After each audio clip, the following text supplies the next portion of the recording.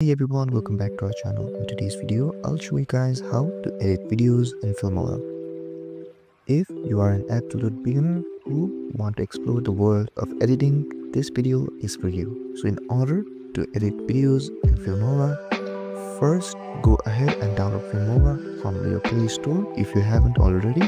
So after downloading Filmora, simply open the app.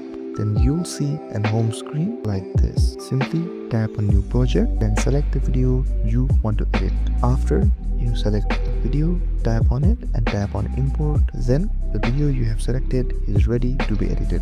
And it is that easy to edit in Filmora. Now you guys know how to edit videos in Filmora. If you found this video helpful, don't forget to like, share and subscribe, and comment down below if there is anything else I can help you guys with.